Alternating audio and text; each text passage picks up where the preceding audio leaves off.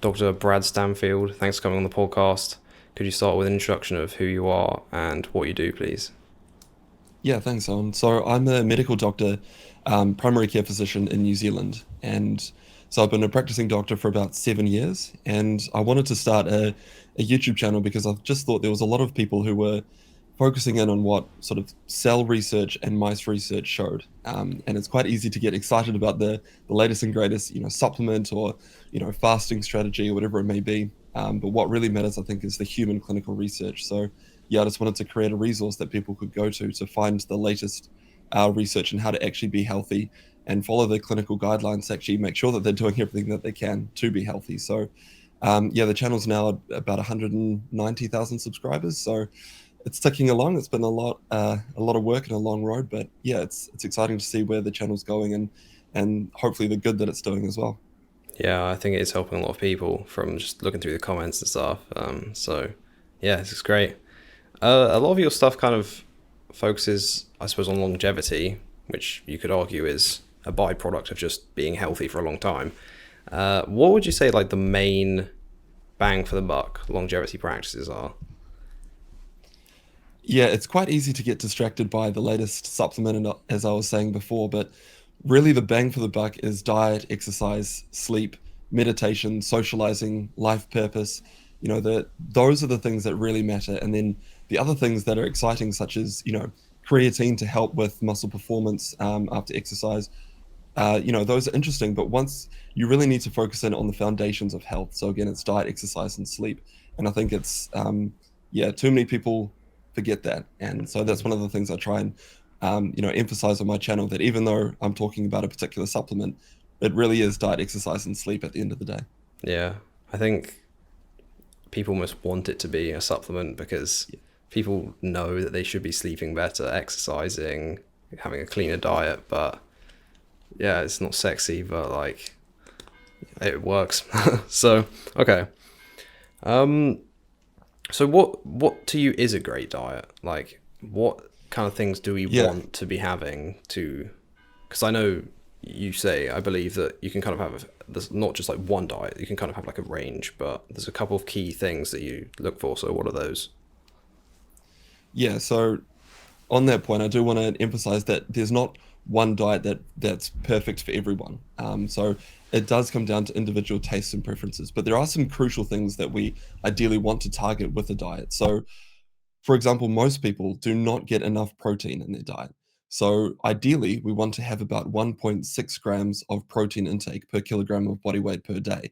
And the reason for that high protein target is to make sure that we're getting all of the benefits from exercise in terms of muscle building.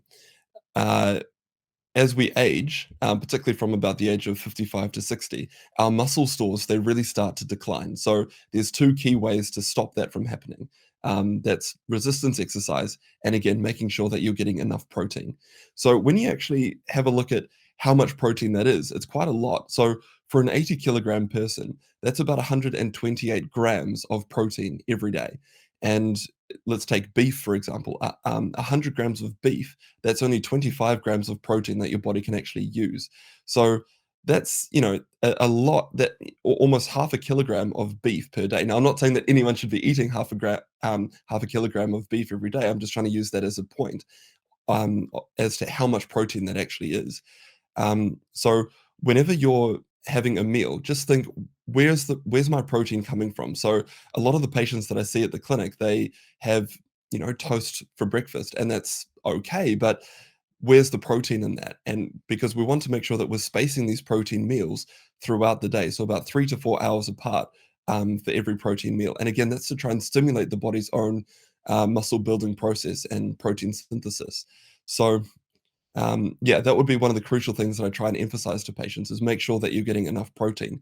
But then the question is, if you had to choose the ideal, intake for protein in terms of what's associated with longest life, there is a lot of observational research, and I do want to emphasize that it's observational research that suggests that plant-based protein is probably the way to go.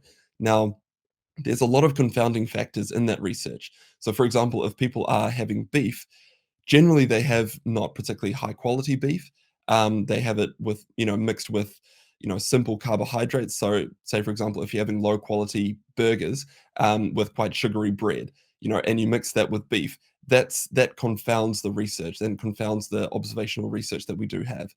But overall, it does appear that plant-based protein is the way to go. So things like, chickpeas, lentils, beans, nuts, seeds, those types of foods. But again, it's all about, your tastes and preferences as well. So that would be the first foundational point of diet, is to make sure you're getting enough protein. If I could just After that, sorry, can I just jump in quickly yeah, here? So that you're saying that's mostly observational. Do we have like interventional studies looking at animal protein versus plant protein, and what do you see there? we don't have particularly long-term research. So there is some, but it's not particularly long-term. So ideally, we'd want to have an interventional study that's running for 10 years, and that would actually give us really clear answers.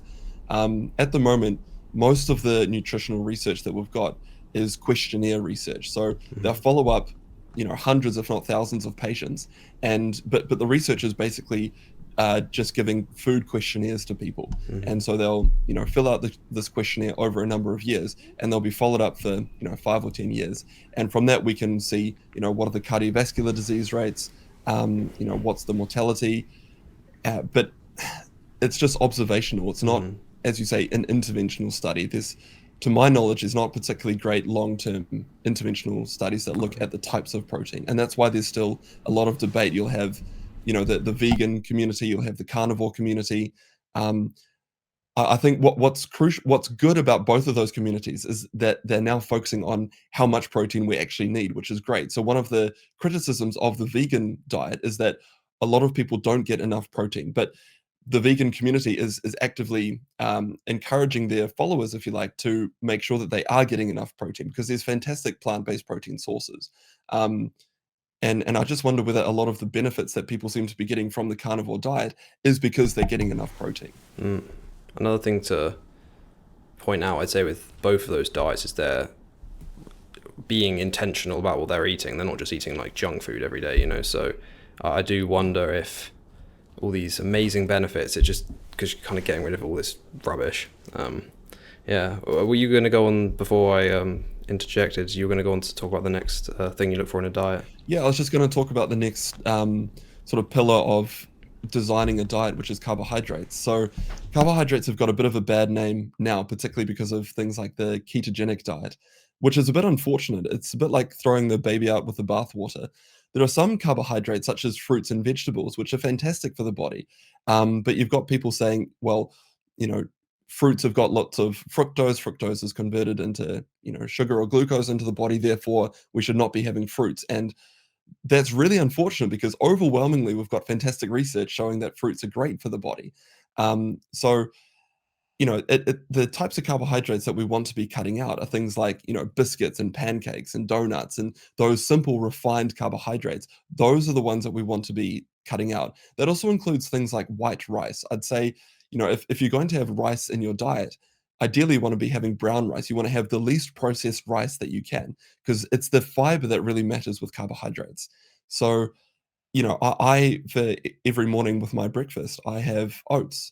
But I make sure that those oats are unrefined, so they're what's termed steel cuts, or rolled oats. So that's a great example of a fantastic carbohydrate that's got fantastic research for it. That's really unfortunate that's sort of thrown out because of, again, diets such as the ketogenic or carnivore diet. It's the processed stuff that we really want to get rid of. And again, fruits and vegetables are your friend. That actually does include potatoes as well. Potatoes are a fantastic source of fiber, of potassium. So yeah, just when someone's trying to demonize a particular food group, just be skeptical about what they're saying, is what I'd say. What's your opinion about that? Okay, about carbohydrates. About carbohydrates and people, yeah, quite worried about consuming fruits and things. So I eat fruits and vegetables. I see some interesting, I mean, we can talk about vegetable oils maybe in a bit, but there was this whole argument about vegetable oils, and a key thing that some people bring up there, and this is still in the kind of keto areas, is that there are certain uh, populations, I believe in like Papua New Guinea, who are having like 90% of their diet from carbohydrates. We know like a lot of the Japanese had very high carbohydrate intakes, and they're not getting diabetes and obesity and things. So, I mean, I don't know if I'm that qualified to have an opinion on this, but my opinion is, I think similar to yours, that I think if you're eating unprocessed carbohydrates, it seems to be alright as long as you're like not diabetic. I think if you're maybe diabetic, maybe don't be pounding loads of fruit and potatoes and stuff. But I think if you can deal with it with insulin and stuff, then it doesn't seem to be a problem. Yeah, I mean, on that point with diabetics, one of the big problems with type 2 diabetes in particular is having too many calories, right? So if you're having too many calories and mixing that in with lots of carbohydrates, then yeah, that's not great, and that certainly contributes to your disease. But if you're having, oats, fruits, vegetables in smaller quantities overall, so you're in a calorie deficit and losing weight, that's brilliant. That's the crucial point, is that with my type 2 diabetic patients that we're seeing in the clinic, we're now using this class of medication called GLP-1, which has become famous now because of its weight loss effect. And one of the huge reasons as to why it works for type 2 diabetics is that it allows them to get into a calorie deficit. It helps them lose weight. It helps them become more insulin sensitive. So, people on that therapy and with their diets, they absolutely can have, potatoes, they can have oats, but the crucial point is that they're in a calorie deficit, they're losing weight. So I think, yeah, I just I want to try and open up the types of foods that people can be eating, because if you're cutting out a whole food group, like all of your carbohydrates, that's a very restrictive diet that a lot of people won't stick to, and I think that's one of the sad things about certain diet tribes, if you like, that if you can't stomach the particular diet that their tribe likes, you're kind of frowned upon. And I think that that's not particularly helpful, at least for the patients that I see at the clinic. They want to have a diet that fits in with their tastes and their preferences, that is overall healthy. And if people focus in on what you're actually trying to do with the diet, which is again protein and making sure that you're not eating in excess, making sure that you're getting lots of fiber and getting your micronutrients, that's what really matters for your diet. Yeah. I just want to make it clear that I'm not saying people should be totally cutting out carbohydrates, but I think, I don't know, but from what I've heard, that you might want to be careful if you're not dealing with the blood sugar and bringing it down with insulin and stuff. Okay. Yeah. You've talked about fiber a fair amount. I know there's some keto carnivore people who say, oh, we don't need fiber. Fiber is maybe even irritating to the gut. What do you make of all of this, and what kind of evidence do we have for the benefits of fiber? Yeah. So for the vast majority of patients, fiber is a good thing. The research shows that it lowers your cardiovascular disease rates, it lowers your cholesterol levels. It's associated with lower rates of colorectal cancer. So for the vast majority of patients or people, fiber's your friend. And in particular, because if you're getting lots of fiber, generally you're having whole foods, which is another crucial point. You're having unprocessed foods. However, there are people that have, bowel issues, irritable bowel syndrome, for example, where if you're having a high fiber diet, that could actually be one of the last things that your body wants. Um, but people who've got irritable bowel syndrome, they're not, they've got pre-existing issues with their gut, and I don't want findings from, people who have got irritable bowel syndrome to then be generalized to the wider public. So say for some people with irritable bowel syndrome who suffer from, terrible constipation and bloating and things, then yeah, sure, fiber's probably not your friend. And if those people went onto a carnivore diet, they probably would feel a lot better compared to, having lots of fruits and vegetables. But again, that's a smaller subset of the population, and those for those people, we should not be generalizing those findings to the wider public. And that comes back to the personalization of the diet. Not There's not one diet that's going to work for everyone. But yeah, overall, then for the vast majority of patients, fiber's your friend, but there are a small subset where it's not. Yeah, okay. Yeah, that makes sense. You said that fiber is, or can help like lower cardiovascular disease risk. How does that work? Like, do we know what it's actually doing in the body to have that effect? Yeah, it seems particularly associated with soluble fiber.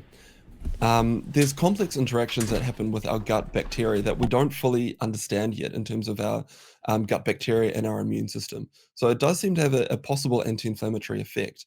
Um, it also does seem to lower our our cholesterol levels. So that's also another possible reason. So I believe it just makes our cholesterol less digestible, but I'm not too sure about that. So the study that I'm citing here is a 2016 Cochrane review that looked at that associated higher fiber intakes with lower cholesterol levels.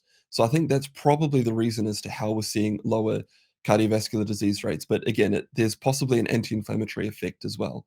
Um, Now, again, for some people with irritable bowel syndrome or other gut issues, fiber will actually inflame their gut more. But for the wider public, it seems that yeah, fiber does seem to reduce cardiovascular disease and reduce heart disease. So it does seem to be a friend. Now, looking at that though, again, the types of foods that people eat when they're having a high fiber diet is fruits and vegetables. So, is it something that's going on with the fruits and vegetables that seems to lower cardiovascular disease? Is it the polyphenols? Is it something else going on? So, we're not entirely sure, but the association is pretty robust as per that 2016 Cochrane review. So it's at least possible that the fiber could be a proxy for whole foods, and then Yeah, quite possibly. Quite okay. possibly. And you said that was mainly soluble fiber that was associated Yeah. with cardiovascular disease. What does insoluble fiber do like differently? So, insoluble fiber seems to be great to make sure that you've got nice soft bowel movements. Right. When we're not too sure the exact effect that it has on cardiovascular disease, the association's a bit more robust with soluble fiber. We're not exact. Well, when I read that 2016 Cochrane review, I don't think we exactly know why that is. Yeah, I'm not an expert within that, but the yeah association seemed stronger with soluble fiber, but I'm not too sure why. Yeah, yeah, sure. Okay.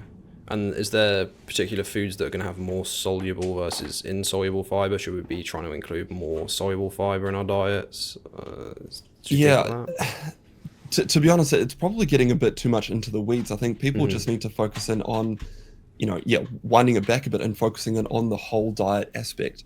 That's the crucial point. Having your fruits, your vegetables, making sure that you're not having processed foods. That's probably the overall takeaways, I think, with the fiber discussion. Um, yeah, I don't think we should.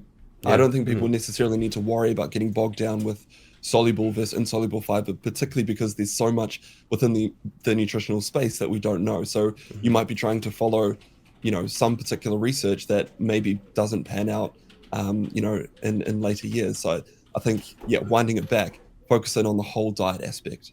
Yeah. Okay, that makes sense. So you mentioned cholesterol a little bit. You said you're not recommending that, or you weren't saying that people should be eating like half a kilogram of beef a day. Like, again, keto carnivore people might say that cholesterol, saturated fat, not really a problem. What do you? I know you think we should keep cholesterol down. Why is that? One of the papers that the keto and carnivore diet community like to cite is one particular paper that shows a U-shaped association. So, but between cardiovascular disease and LDL cholesterol levels. So, in that paper, very very low LDL cholesterol levels were associated with higher rates of cardiovascular disease. Then it goes down as LDL goes up. It hits a sweet spot, and then the association becomes more robust with higher rates of LDL cholesterol and cardiovascular disease. The crucial point about that is that that study is an observational study where you're just observing the population. And other studies have actually refuted that particular paper but because of the statistical methods that were used.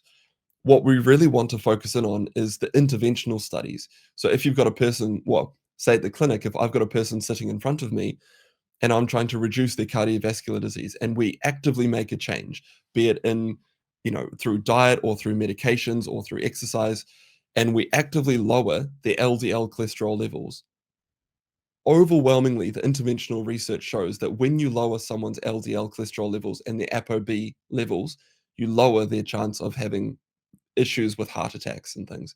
So, yeah, that if we look at this through the hierarchy of evidence, you've got your observational studies, which are superseded by the interventional studies. So the interventional studies show when you lower LDL cholesterol levels, you lower cardiovascular disease rates. That's the crucial takeaway.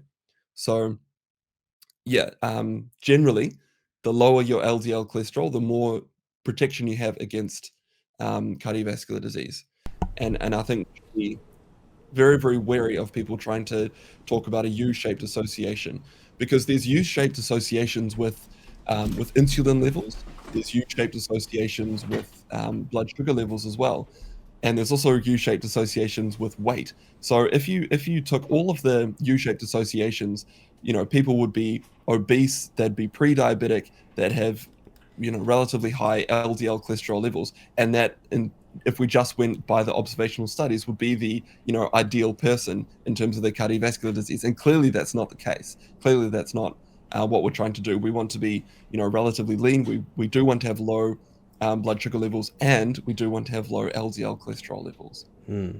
Yeah, I also heard with that U-shaped graph for the LDL that it's possibly confounded, as I think in certain diseases you'll have low LD, like it pushes your LDL down, so a lot of those people might already have like a heart issue or some other problem. I'm not too sure on that, but something like this.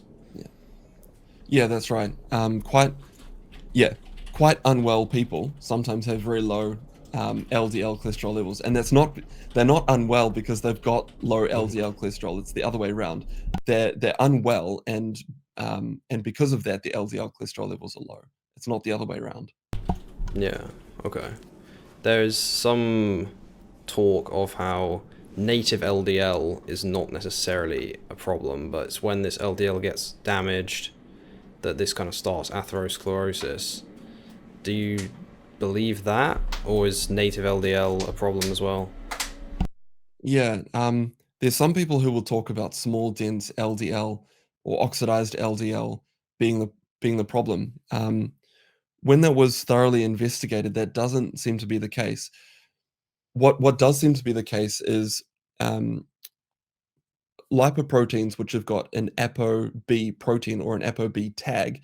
Those lipoproteins are small enough to be retained within the artery walls. So if they reach a certain concentration gradient, they get pushed into the artery walls and they can become retained. Um, now that also feeds into things like blood pressure. It also feeds into your overall inflammation levels. It does feed into your blood sugar levels as well. So those are also important in terms of trying to reduce your cardiovascular disease rates.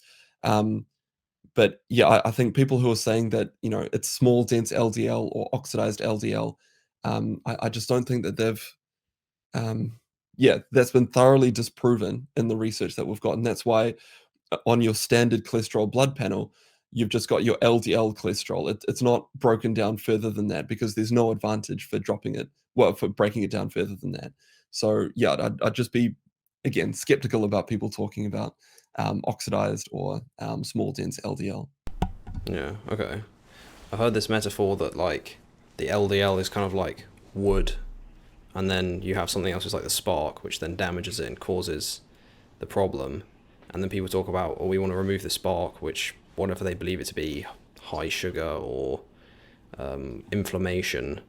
But I think it does make sense. We probably want to get rid of the spark and the fuel, if you believe that metaphor to be true. That if you have less cholesterol, Yeah, then I'm if not. then it won't. It's less likely to get damaged if you've got less cholesterol, right? If you subscribe to the oxidized LDL idea. Yeah, yeah. If we look at people that have just because of their genetic profile, they've got very high levels of LDL cholesterol. So these people can, have the very best diet, very best exercise routine. They can have great blood pressure. They can have low blood sugar levels, low overall inflammation levels, and they still have heart attacks because of their high LDL cholesterol levels. So I don't, I don't think we should be thinking about LDL cholesterol as simply the fuel. Um, it, it, it seems to be more about a certain concentration gradient. And when that concentration gradient is reached, that's when the LDL cholesterol can get retained within the artery wall. And I think that's the crucial point. You don't, certainly if you had high blood pressure and if you had high blood sugar levels, those things will accelerate the process, but they're not necessarily needed for atherosclerosis or the process of your arteries becoming blocked. You don't necessarily need them, but you do need LDL cholesterol to be relatively high for that process to happen. Yeah. Okay. So we don't want cholesterol LDL to be too high, from what we said here, but LDL or just cholesterol in general does have some useful uses. So how low, like, is there like a lower limit? Like, you wouldn't want it to be too low. Yeah, so there's been a couple of massive studies that have looked at what happens when we run the LDL cholesterol levels really, really low. So when we're using multiple therapies to bring LDL cholesterol very, very low. And they looked at brain health, cognition, stroke rates. They looked at kidney health, liver health, hormones. There was no adverse effects from having your LDL cholesterol levels through the floor. Um, so what that tells us is that for some patients who need their LDL cholesterol levels very, very low, so these are people who've maybe already had their first heart attack, or who have got uncontrolled, diabetes or blood pressure or whatever it may be, that we really want to bring their LDL cholesterol levels really, really low. We can do that safely through multiple different therapies. So, that there's a pushback about or there's a worry about having your LDL cholesterol levels too low because people worry that it's going to affect your brain health. But the cholesterol synthesis within the brain is entirely separate compared to the rest of your body. So, say for example, statin medications, they encourage your liver to not produce as much cholesterol. That's entirely separate compared to what happens in the brain. And we've got now long-term research showing what happens when people are on statin therapies or other cholesterol-lowering therapies, and there's no issues with cognition. So, cholesterol-lowering therapies have still got quite a bad name on social media, which is really unfortunate because they do save lives. They do prevent heart attacks. They do prevent strokes. Um, so that's one of the things that I speak about on my channel, and I just show people the research about how effective these therapies are for, for protecting oneself. Okay. Yeah, I did hear somewhere that I think it was statins maybe could affect, or like had been associated with lower testosterone or something, because I think, yeah, cholesterol is a precursor to testosterone. Is that not really an issue? Do you not think? Yeah, and that's been overwhelmingly disproven. That does not happen by using cholesterol-lowering medications. It has no effect on your testosterone levels. And again, that's one of the fears that is often stoked by the carnivore and keto community. That by trying to lower your LDL cholesterol, you're going to lower your testosterone. We've got truckloads of research now showing that does not happen. All right. Okay. Cool. So we've talked a bit about kind of the ideal pillars, I suppose, of a diet. What does your diet look like? You mentioned you had oats, and I Yeah. saw somewhere that you like to have like a big breakfast and then smaller dinner and something like this. Yeah, so that kind of touches on the fasting aspect of diet. So, intermittent fasting is still a massive trend on social media and in real life. And for some patients, intermittent fasting can be a brilliant way to control their diet. They, some people who are overweight, if they use intermittent fasting, they can significantly reduce their weight and reduce their overall calorie intake and feel way better. And that's brilliant. So for some patients, intermittent fasting is awesome. But then the question is, should people who don't have issues with weight or diabetes, should they be intermittent fasting as well? And there's been quite a lot of research looking into, are there any benefits in terms of blood sugar levels, insulin, cardiovascular disease? And for people who are already healthy, there doesn't appear to be any benefit. The benefits of intermittent fasting seem to stem from a lower calorie intake. There doesn't seem to be anything more special about intermittent fasting compared to just calorie restriction. And when I bring that up on social media, people really don't like that, but that's just what the research seems to suggest. Um, there is one caveat to that, though. It seems that if we get most of our calories in the morning compared to in the evening, that seems to reduce our overall blood sugar levels, which is probably a good thing. There's a lot of research showing that if people skip breakfast, that they have, increased rates of diabetes, increased rates of heart disease compared to people who do eat breakfast. So that's also one of the things that I try and mention on my channel is that when people do intermittent fasting, often they use that as an excuse to not have breakfast. That is probably harmful to the body. We are more insulin sensitive in the morning. So we probably want to be getting most of our calories in the morning and less in the evening. And if people try this and if they monitor their heart rates overnight, you'll notice that if you have a smaller meal earlier on in the evening, your heart rate will be overall lower through the night. And the reason for that is that your body's not having to work to digest all of this food as you're sleeping. And that's probably a good thing again. So I try and have a big breakfast, a sort of medium lunch, and then quite a small dinner. With that dinner, again, I'm trying to make sure that I'm getting enough protein, but I don't like to eat either too late or too big in the evening. So yeah, that's the overall sort of strategy that I use in terms of my calorie intake through the day. So I still want to have my protein meals spaced about 3 to 4 hours apart, but again, I try and stack my calorie intake mostly in the morning and less in the evening. Yeah. Okay. So could you take a bit more through like common foods that you'll eat? So you say you have oats for breakfast. Is that every day, or and then what else you go Yeah, with? that so sort of oats, egg. Well, it's not every day because I do like to have a bit of variety, and my diet's not anything particularly special. Anyone can do it. It's in the morning it would be oats mixed with blueberries and a protein powder. So I use that protein powder again to make sure that I'm getting enough protein. Other times it would be a protein shake and some eggs on toast with avocado. Um, those are kind of my two main ones that I have. Sometimes I'll have salmon in the morning with that as well. Lunch, again, it's nothing particularly special. It would be some sort of a chicken salad, um, sometimes with a protein shake as well. And then in the evening, it can be a variety of different things. I could have, there'd be some sort of chickpea dish, lentil dish, chicken, sometimes a bit of beef. So it's quite a varied diet that I have. Um, but the overall things that I try and make sure about again is protein, making sure I'm getting enough fruits and vegetables in my diet.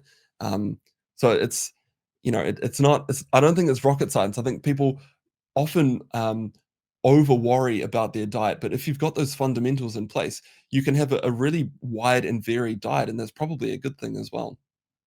Yeah, I think that's very good, like, and useful for people that there doesn't have to be some like super set diets. Like you just follow a couple things, and it sounds like you're gonna be all right.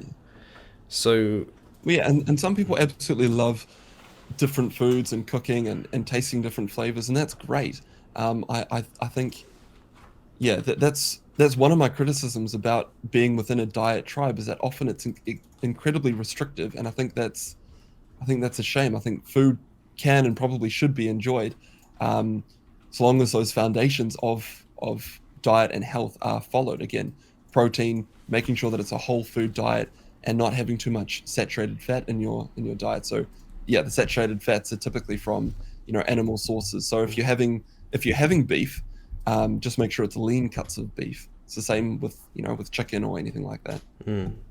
yeah, Lane Norton said something I thought was quite good. It was like if you're trying to lose weight or whatever, maintain a weight, you kind of people usually have to restrict something, but that can either be calories or maybe a certain food group. I know you're not a massive fan of that, or their eating window.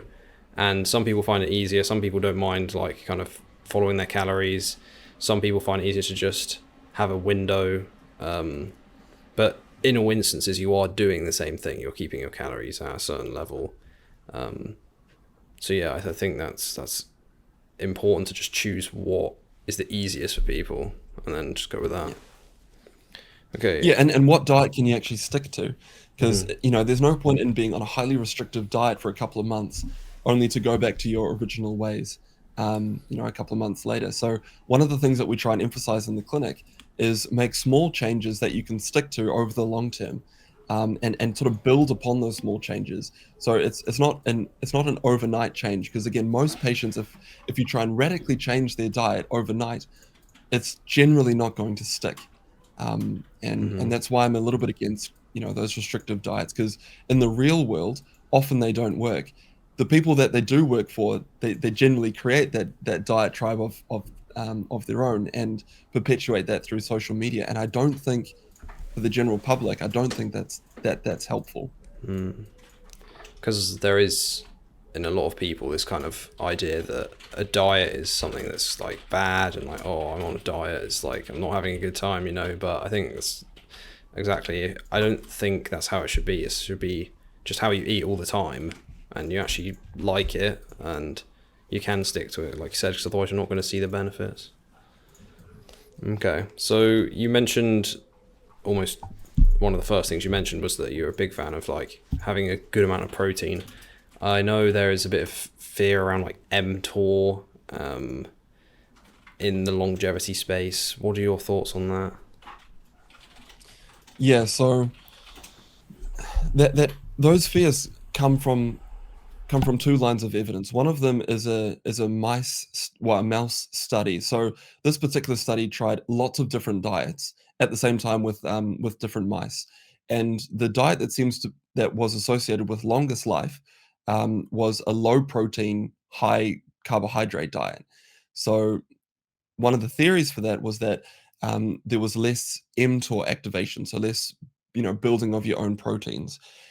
That, coupled with the studies looking at a molecule called rapamycin, which extends mice lifespan by about 15 to 20%, both in males and females, works by blocking mTOR.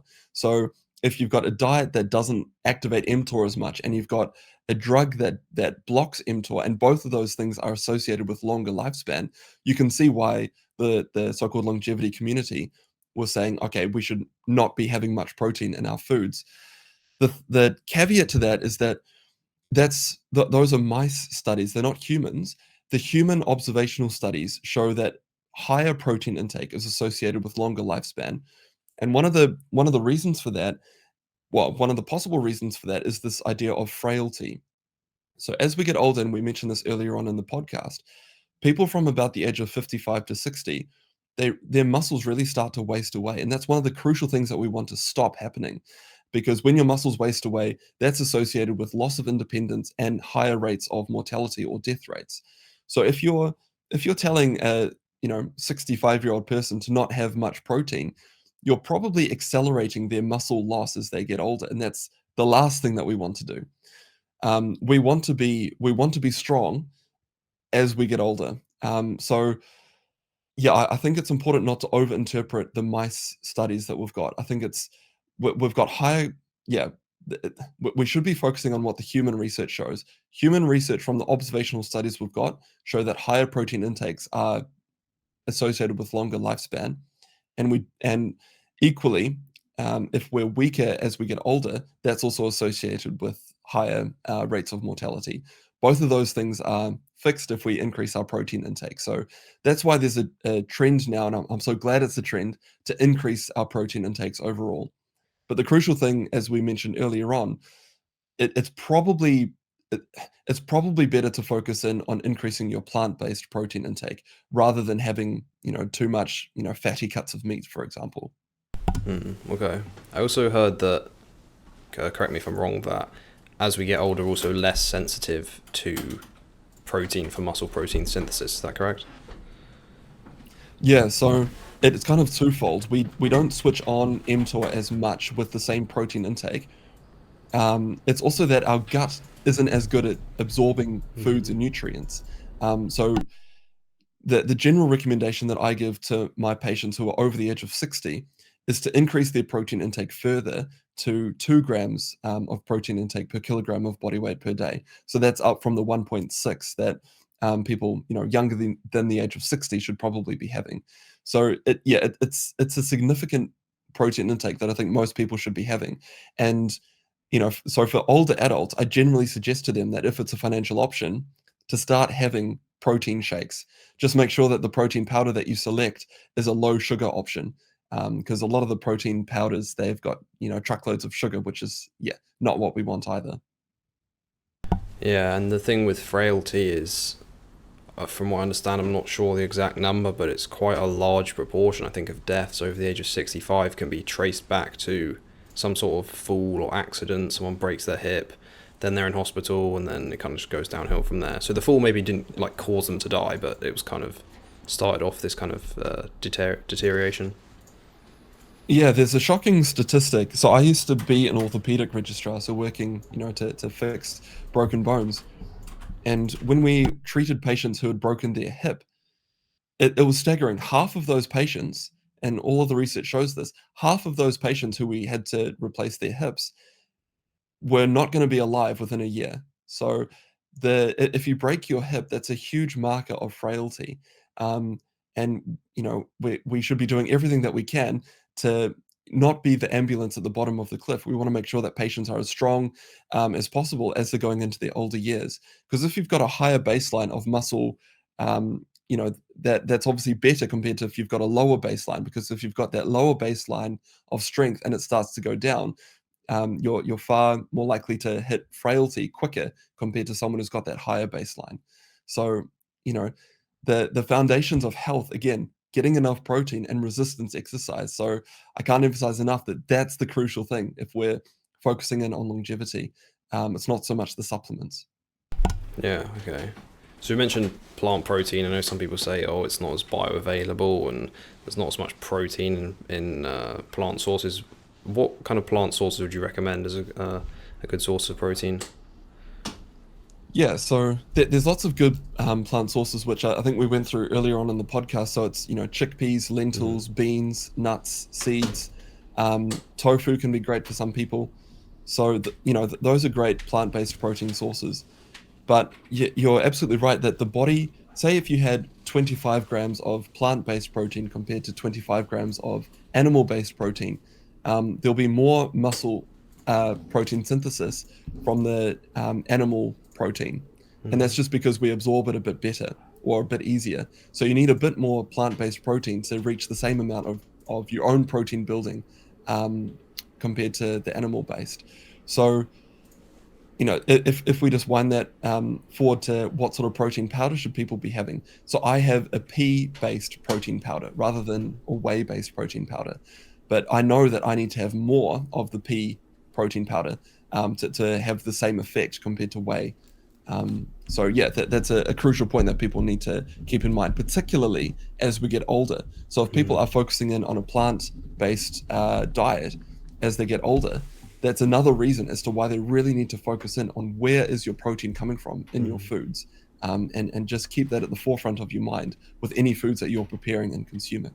Yeah, especially I'm thinking if someone's like fully plant-based, don't have any animal products, and they're trying to get, like you said, if they're an older person, 2 grams of protein per kilogram body weight, that could rack up to a lot of calories, I think.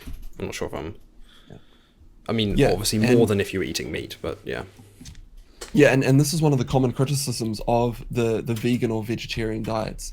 But I think those communities have certainly recognized that is an issue, and they are, actively encouraging their participants to, prioritize their protein. And you can do it, you can do it through, again, making sure you're getting enough lentils and beans and things. But you can also, there's fantastic plant-based protein powders. Like I just mentioned pea-based soy protein powder. You've also got soy. There's a bunch of different ones that you can select from now. And so long as people know that it's an issue with those types of diets, you can certainly rectify it. So yeah, as long as people just need to be intentional with it. Okay, that makes sense. So you've mentioned quite a few times that we want to be focusing on the kind of main pillars, exercise, diet, and that there's not really a magic pill. But I do know you do take some supplements. I believe creatine, collagen, niacin as well, I think. Is that correct? And what other ones do you take and why? Yeah, I take a small dose. So niacin is vitamin B3. So I take in the multivitamin that I take, it's got 50 milligrams of vitamin B3. Within the longevity and anti-aging communities, the forms of vitamin B3 which are famous are NMN, or nicotinamide mononucleotide, or NR, so nicotinamide riboside. both the forms of vitamin B3 as well. And generally, the people who consume those will be taking, anywhere between 500 milligrams to a gram per day, which is, orders of magnitude higher than the 50 milligrams of vitamin B3 that I take. Yeah. Yeah. And is it correct you're a fan of creatine and collagen as well? Yeah. So I think if anyone wanted to start dabbling into supplements, creatine would be the first one to try. Reason being is that, it's been studied for decades. We've got so much research showing that it does improve, your recovery after exercise. It does improve your muscle strength, particularly in short bursts of exercise. So if people are using creatine to try and improve their performance of endurance sports, it probably doesn't have much effect. It may help recovery from that exercise, but in terms of the actual performance, it probably doesn't have much effect. In terms of the performance aspect, it's more resistance exercise and short bursts of exercise where you can see that performance improvement. There's also there was a meta-analysis that came out, I think it was last year or the year before, looking at older adults. And there's a suggestion from that research that older adults who take creatine compared to a placebo have improved cognition. And the reason for that is that creatine is also an energy source for the brain. So it's not just muscle performance that you're probably improving with creatine. Now, with creatine, there was concerns about, what does it do to kidney health in particular. We've got long-term studies, more than 5 years, showing that creatine does not cause any issues with your with your kidney health. The caveat to that is that if you're on dialysis, I probably wouldn't take creatine supplements, but the vast majority of people aren't on dialysis. There was also a concern about whether creatine causes baldness, and that concern was from a 2009 paper where it took, I think it was rugby players, and it was a placebo-controlled study, and they found that they found that a hormone called DHT, or dihydrotestosterone, seemed to go up um, in that one particular paper. But to be honest, it was a statistical flaw within that study, and it has not been reproduced in other papers. So we've got a truckload of other studies looking at dihydrotestosterone levels and creatine and found no association. So dihydrotestosterone is associated with baldness. So there has been no study whatsoever that's shown baldness with creatine supplements, and the original concerns about raising dihydrotestosterone with creatine has also not been borne out. So there's a lot of safety research about creatine. It is a safe thing to take. The only side effects that some people can get is bloating. When you start creatine, particularly at higher dosages, you can get tummy upsets and diarrhea and things. But once your body gets used to it, those effects go away. And particularly if you start at a lower dose and slowly build up to about 2.5 to 5 grams a day, most people tolerate it really, really well. So if you did want to start any supplement, that's the one to go for. Yeah. I know some meat-based people make this an argument of like, oh yeah, just eat meat, because I think it's like a kilogram of beef has like 5 grams of creatine or something. But if we can supplement, then it's still getting the benefits. You mentioned NMN. I know you got into a bit of drama, I guess, with David Sinclair, or well, he didn't really respond very much, but you kind of were calling him out for his actions with his company and trying to lobby I'm not sure which board it was, FDA. Can you talk a bit about that and why you think what he was doing was a bit suspicious? Yeah. So I think the original controversy came because I just documented the history about Resveratrol and how I think it was 2008 or 2009, David Sinclair sold his Resveratrol company for $720 million. And when that original research was looked into, no lab could reproduce the findings, and the findings that David Sinclair was reporting was based on a lab error.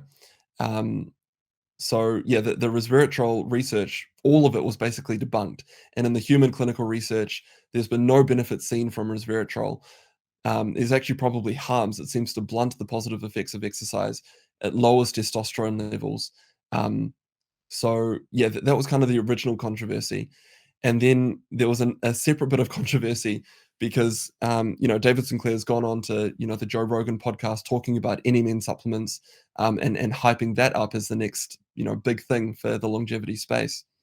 And a lot of people started taking any men, myself included.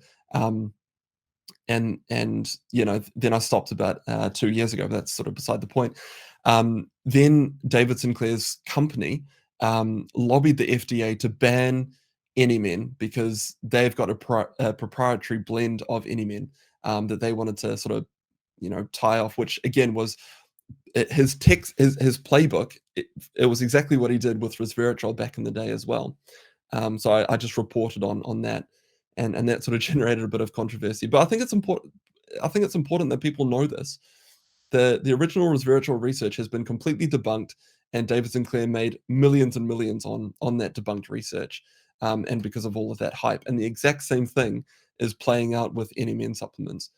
I recently did a video looking at the current 12 human studies that we've got on NMN, and there's no benefit seen. There's no benefit on exercise performance. There's no benefit on cholesterol levels, on sugar levels, on insulin.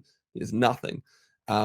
So again, I just think it's people should be aware of the history of both resveratrol and NMN and the current human clinical research that we've got. So I haven't taken either NMN or resveratrol for about 2.5 years now. Yeah. And do you know what the reason like David's company was giving for the FDA to like not allow this to be sold? Were they like citing like safety concerns or anything, or? So it's a bit complicated. My understanding is that NMN was not registered as a dietary ingredient. So because David's company created a proprietary blend of NMN that were running through clinical trials, it could not be sold as a supplement. So, for example, say a medication that's on patent, that medication cannot be sold as a supplement over the counter, because it needs to be regulated by the FDA, and the companies who invest lots of money into the clinical trials, they want to make sure that they can get financial benefit from that investment. So it was just a legal reason. From the human research that we've got so far, there's no safety concerns about NMN, aside from the fact that there's many NMN brands, and when you actually analyze the so-called NMN that they're selling, doesn't actually contain any NMN. It contains all sorts of other things. So that in itself is a safety concern, but that's more of a reflection of the wider supplement industry compared to just NMN. So yeah, it's not a safety concern. It's a money concern. That's what it comes down to. Yeah. Okay. I think it's important, and I appreciate you like kind of speaking out about this, because I think it's important that people know, and at least have the information, then you can make a decision. But it's like, if there's a very large financial interest here, then maybe he might be more likely to say it's better than it is. Are there any other supplements? Yeah, that's right. And I've seen, just recently, talking about financial interests, I've seen online about the recent NMN video that I did, just going through, because all I did was just go through the human clinical research, and show the results, and you can see that there's no benefit. And so on Reddit, this started to go at what people started talking about it, and you can see there's one particular supplement company that was basically just trying to tear me to shreds, and sort of pull me through the mud, basically saying my video was just clickbait and blah blah blah. And just that, I've got no financial incentive. If people want to buy NMN, go for it. I'm not trying to sell you anything. Be very skeptical about people who are trying to sell you a particular supplement. So, this supplement company, they want your money. They want you to buy NMN. So again, people can believe whatever they want to believe. Just try and think, where's the financial incentive? And people who are trying to sell you something, just be very, very skeptical. Yeah. Are there any other supplements that you do take currently? Yeah, I take omega-3. So this is based on a particular study called the VITAL trial. So this was a a trial that was placebo controlled and it ran for 5 years, and it showed a 22% reduction in heart attack rates. So I think that's a fairly strong incentive and good evidence to take it. There was also a meta-analysis done by the Mayo Clinic that combined all of the placebo-controlled omega-3 studies, and again, they showed a reduction in heart attack rates, and they cited a high-grade certainty. So I think it's reasonable to take omega-3 as well. And then there's a couple of supplements that I take for skin health. So one of them is hyaluronic acid. So we've got multiple randomized placebo-controlled studies showing that hyaluronic acid supplements, they are associated with reductions in wrinkles by about 20%. So I think it's, based on that research, that's the reason why I take it. It's a similar story for collagen supplements as well. So collagen peptides, when they're placebo-controlled, they are associated with an 8% reduction in wrinkles as well. So yeah, I think it's reasonable to take that as well. Now, there is a bit of a debate as to whether there's any added benefit from collagen supplements compared to just making sure you're getting enough protein. And the one study that I could find that directly compared collagen peptides to protein was in burn patients. So these patients had significant burns, and they wanted to see what effect collagen supplements would have versus protein. So they made sure that both groups were matched. So one group had 35 grams of protein, the other group had 35 grams of collagen, and it was double blind, so the patients and the investigators didn't know who was in which group. And the collagen peptide group, their wounds healed faster compared to the protein group. So to me, that seems to indicate that there is something here in terms of added benefit for the skin if you take collagen supplements. So in addition to making sure I get enough protein, I also take the collagen supplements. I also take a multivitamin. So this is a multivitamin that I designed myself. So again, be skeptical, because here's, a financial incentive for me. I designed the supplement because I wanted to have a multivitamin that wasn't mega dosing. So if you look at a lot of the current multivitamins out there, they have orders of magnitude higher, doses of vitamin C above the recommended daily intakes. So I wanted to have a multivitamin that helped me reach my recommended daily intakes of all of my micronutrients, but didn't mega dose.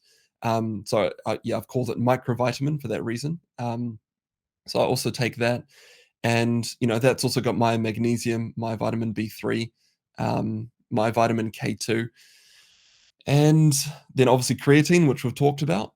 And then at the end of the day, I take a very small dose of melatonin. So I'm about to do a video explaining the melatonin research, because there's a concern from people such as Professor David Huberman about melatonin.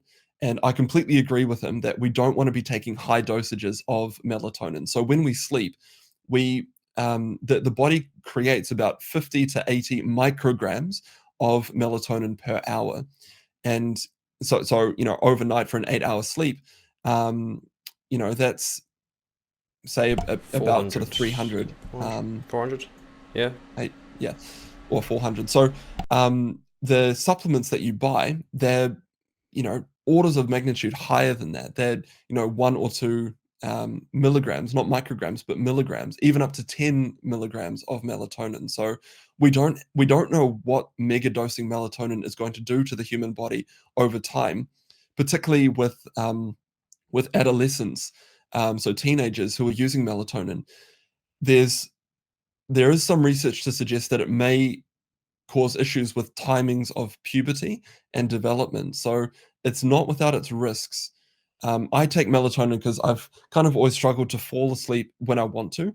So I take melatonin to help shift my sleep-wake cycle a little bit earlier.